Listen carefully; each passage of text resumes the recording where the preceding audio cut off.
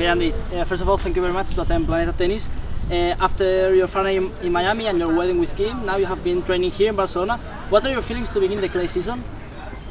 Yeah, I feel good. I had a good 10 days practice here in Barcelona, and I had a good break after Miami to let my body recover after a few tough months with a lot of matches. So yeah, I'm looking forward to it, and yeah, I play my first tournament in Munich next week. You began really well the year, but you have lost only 5 matches, but 3 of them against Novak Djokovic. I don't know what do you have to do to beat him. He's in another level, no? He's playing really well. Yeah, he's playing very well. Obviously, he's won all of the major tournaments this year.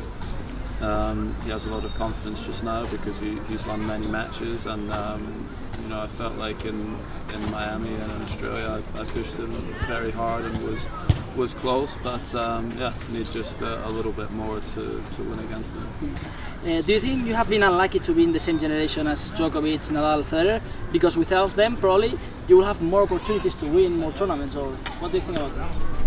Well, I think that's the case for all of the players. I mean, those guys have been incredibly consistent. I mean, they've all won over 50 tournaments. I think Roger's won something like 80 or more. Rafa's won a lot, and I think Novak's in 51 or something. So they've won a lot of tournaments, and obviously a lot of the major competitions. So it's been difficult competing against them, but also it's been a great experience for me, and they've helped me improve a lot as well.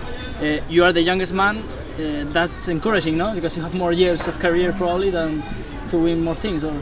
Yeah, I hope so. I mean, obviously Roger is, I think he's maybe 34 later this year, but he's still playing extremely well. But you know, he can't play forever. There'll come a time when you know, he'll stop, obviously, and Rafa's had an extremely long career. His career started a lot earlier than me and Novak. He was number 2 in the world, I think, when he was 17 years old, 18 years old, so he's been at the top of the game for a very long time.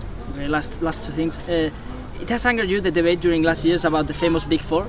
Do you think Novak, Roger, Rafa, and you are in upper level than the other players, or?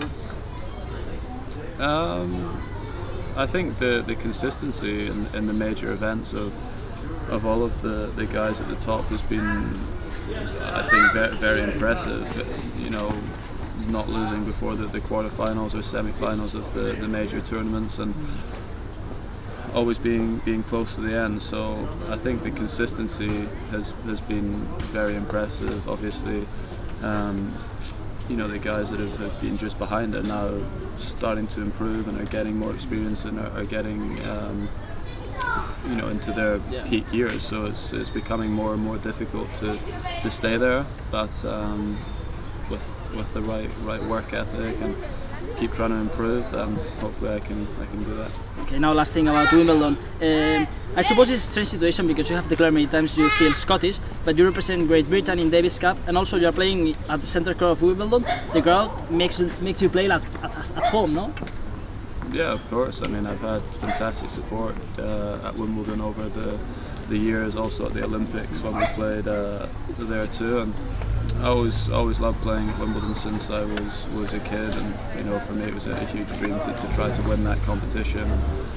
I was very proud to manage to do that, and also to win the gold medal for Great Britain at the Olympics. They were, for me, my 2 biggest wins of my career, and both of them came on the courts at Wimbledon, and I had fantastic support during all of those matches.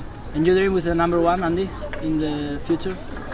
I have no idea. I'm going to try, but it's tough right now. Thank you, man. Thank you. Very much.